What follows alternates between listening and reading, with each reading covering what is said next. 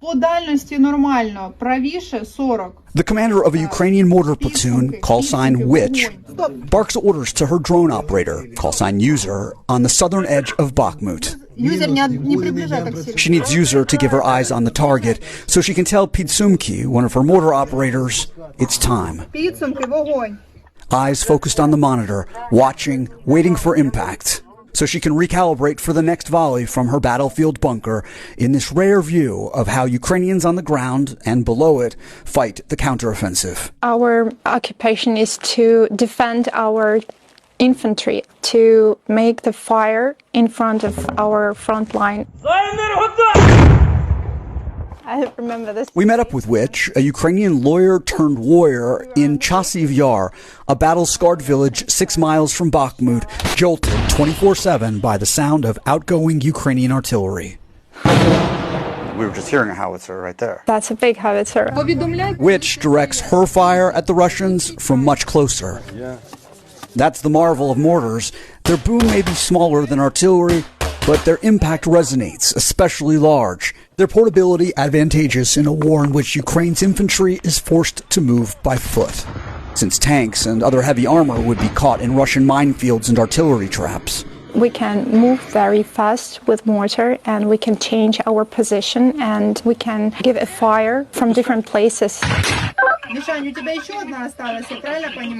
Sometimes she plays defense. With our drones, we can see the corpses of our enemies, and we can count them, and we can estimate the success of our combat operations.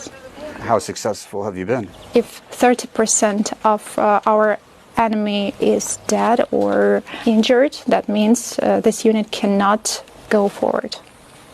That means our work was successful. Now, in Ukraine's counteroffensive, infantry units count on Witch to provide them, since there's no air support, their only cover. The work on attack is harder.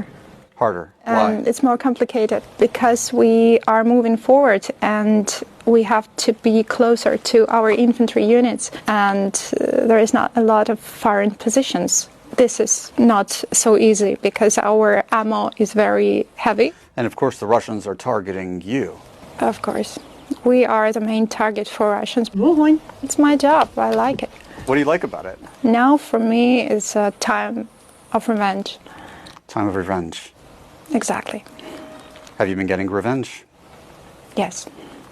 Step by step, but we're moving forward. There are many foreign observers to the current counteroffensive. Repeat, please. There are many foreign observers to the counteroffensive are saying it's not going well for Ukraine. Yeah, I know. Some people want to see like in a computer game. It's not like that. Meter by meter, we're going forward. The progress slowed, which explains, not just by Ukraine's lack of modern fighter jets, but also because they have far fewer troops and less firepower than the Russians. On Russians, 12 shots, we can answer only 3. But we can figure out. We make the bigger intensity of fire. By books, we have 1 mortar, 1 group. Now we have 2 mortars, 1 group. You're a lawyer? Yes. How do you know about firing mortars? I like math. Artillery is geometry and math. Will you go back to your former life when the war is over? I don't think I will go back to my previous life. I think I will serve. You want to stay in the military? Yeah, I will stay in the military. I like it.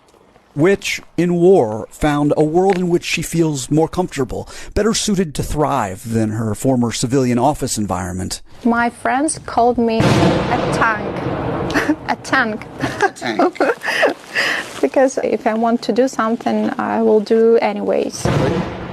And in civilian life, that wasn't always ideal. Yeah, in civilian life, so, oh, you are a girl, you are a woman, you have to be more soft. Gender equality in armed forces is better than in civilian life.